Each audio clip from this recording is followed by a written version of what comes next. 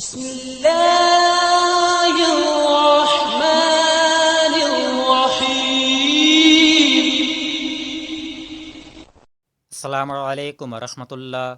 مسائل رمضان کورس میں اب الحمدللہ اعتکاف سے متعلق شرعی احکام آپ کو ذکر کیے جائیں گے۔ اعتکاف کے مسائل بیان کرنے سے پہلے اس سے متعلق چند حدیث آپ سماعت فرما لیجئے۔ شعب الایمان کی حدیث ہے، حدیث نمبر 3966 ہے۔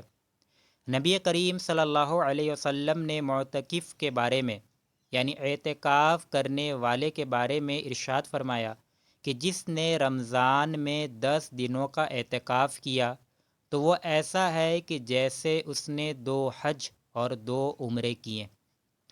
اسی طرح مسلم شریف کی حدیث ہے، حضرت عائشہ صدیقہ رضی اللہ تعالی عنہا سے مروی ہے کہ نبی کریم صلی اللہ علیہ وسلم رمضان کے آخری عشرے یعنی آخری 10 دنوں کا اعتکاف فرمایا کرتے تھے۔ لہٰذا ہمیں بھی کوشش کرنا چاہیے کہ پوری زندگی میں کم از کم ایک اعتکاف ضرور کرے کہ اس میں بے شمار فضیلتیں ہیں۔ اب اس کے بعد اعتکاف کی ساری تعریف آپ سماعت فرما لیجئے کہ اعتکاف کہتے کسے ہیں۔ تو دیکھیں، اعتکاف کی تعریف کچھ یوں ہے کہ اللہ تبارک و تعالیٰ کی رضا حاصل کرنے کی نیت سے مسجد میں ٹھہرنا، یہ اعتکاف کہلاتا ہے۔ یاد رکھیے گا کہ اعتکاف کی 3 قسمیں ہیں۔ کبھی تو اعتکاف کرنا واجب ہوتا ہے، کبھی اعتکاف کرنا سنت مؤکدہ ہے، اور کبھی اعتکاف نفل کہلاتا ہے۔ واجب اعتکاف کسے کہتے ہیں؟ تو مثال کے طور پر اگر کسی شخص نے منت مانی کہ اگر میرا فلاں کام ہو جائے تو 1 دن، 2 دن یا 5 دن کا اعتکاف کروں گا، تو پھر کام ہو جانے کے بعد اس بندے پر اعتکاف کرنا یہ واجب ہو جاتا ہے۔ سنت مؤکدہ اعتکاف کسے کہتے ہیں؟ تو رمضان کے آخری عشرے یعنی آخری 10 دنوں کا اعتکاف یہ سنت مؤکدہ اعتکاف کہلاتا ہے۔ اور اس کے علاوہ کسی بھی وقت اگر کوئی شخص مسجد میں اعتکاف کی نیت سے ٹھہر جائے تو وہ نفل اعتکاف کہلاتا ہے۔ تو یہ اعتکاف کی 3 قسمیں ہیں جس کو آپ نے سماعت فرمایا۔ اس کے بعد اب یاد رکھیے گا کہ کس مسجد میں اعتکاف کرنا سب سے افضل ہے۔ تو یاد رکھیں کہ خانہ کعبہ میں اعتکاف کرنا یہ سب سے افضل اعتکاف کہلاتا ہے۔ پھر اس کے بعد مسجد نبوی میں، پھر اس کے بعد مسجد اقصیٰ میں، اور پھر اس کے بعد اس مسجد میں اعتکاف افضل ہے کہ جہاں بڑی جماعت ہوتی ہو۔ ضمناً اس بات کو بھی یاد رکھیے گا کہ اعتکاف کے لیے جامع مسجد ہونا یہ شرط نہیں ہے، یعنی کسی مسجد میں اگر جمعے کی نماز نہ ہوتی ہو تو پھر بھی اس مسجد میں آپ اعتکاف کر سکتے ہیں۔ حتیٰ کہ ہمارے فقہا نے یہاں تک فرمایا کہ اگر کسی مسجد میں جماعت بھی قائم نہ ہوتی ہو تو ایسے مسجد میں بھی اعتکاف کرنا شرعاً بالکل جائز ہے۔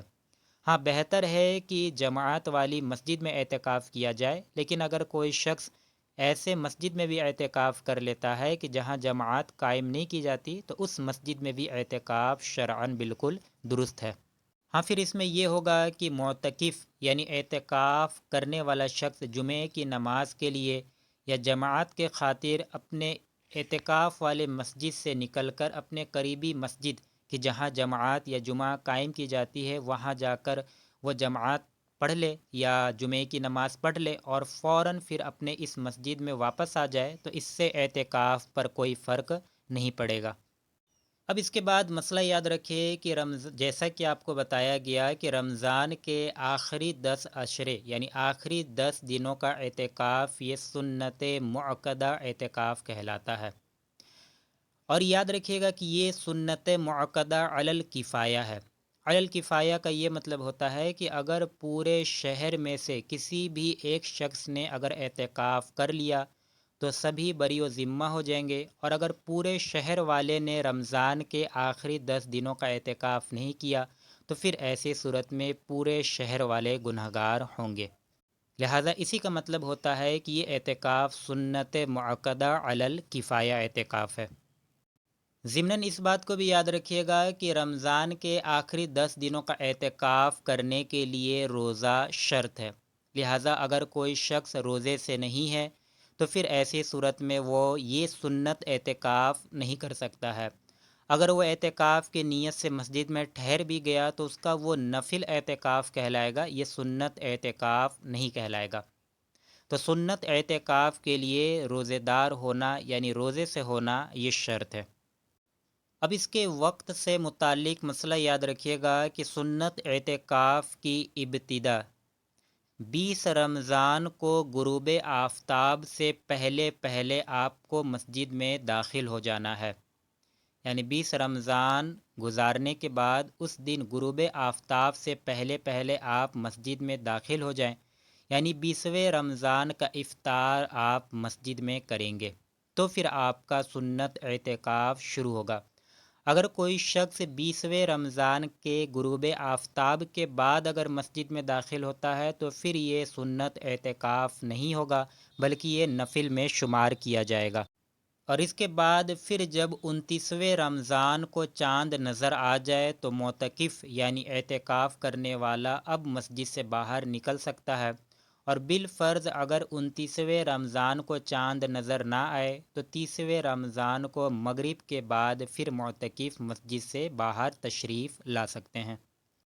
اس کے بعد پھر مسئلہ یاد رکھیے گا کہ جیسا کہ آپ کو ابھی بتایا گیا کہ سنت اعتکاف کے لیے روزہ شرط ہے، لہٰذا جس چیز سے روزہ ٹوٹ جاتا ہے اس چیز سے اعتکاف بھی ٹوٹ جائے گا۔ لہٰذا معتکف حضرات کو چاہیے کہ وضو کرتے وقت یا غسل کرتے وقت، کلی کرتے وقت احتیاط کے ساتھ کلی کرے کہ اگر پانی حلق سے نیچے اتر جائے گا تو پھر ایسی صورت میں روزہ بھی فاسد ہو جائے گا اور اعتکاف بھی ٹوٹ جائے گا۔ پھر اس کے قضا سے متعلق کیا مسئلہ ہے وہ آپ کو بعد میں ذکر کیے جائیں گے۔ ضمناً اس بات کو بھی یاد رکھیے گا کہ اعتکاف کے لیے پردہ لگانا یہ کوئی ضروری نہیں ہے۔ تو بعض لوگ یہ سمجھتے ہیں کہ مسجد وغیرہ میں پردہ لگانا اور پردے کے اندر یعنی خیمے کی طرح قائم کر کے پھر اس کے اندر بیٹھنا یہ ضروری ہے، تو ایسا کچھ بھی نہیں ہے، معتکف کو پردہ لگانے وغیرہ کی کوئی حاجت نہیں ہے۔ بعض لوگ یہ بھی سمجھتے ہیں کہ اعتکاف کرنے والا شخص یعنی معتکف اپنا چہرہ کسی کو نہیں دکھا سکتا ہے، تو بعض حضرات کو دیکھا گیا ہے کہ جب وہ باہر نکلتے ہیں غسل خانہ یا استنجا وغیرہ کے لیے تو وہ اپنے چہرے کو چھپا کر نکلتے ہیں، تو اس کی بھی کوئی حاجت نہیں ہے۔ اگر معتکف کا چہرہ کسی نے دیکھ لیا تو اس سے اعتکاف پر کوئی فرق نہیں پڑے گا، تو چہرہ وغیرہ چھپانے کی کوئی حاجت نہیں ہے۔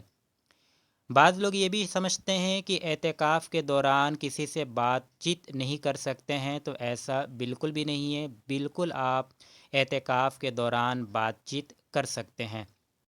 اچھی بات کرنا ہر وقت درست ہے، ہر وقت جائز ہے، اور بری بات کرنا تو ہر وقت ممنوع ہے، لہٰذا معتکف حضرات دوران اعتکاف بالکل بات چیت کر سکتے ہیں۔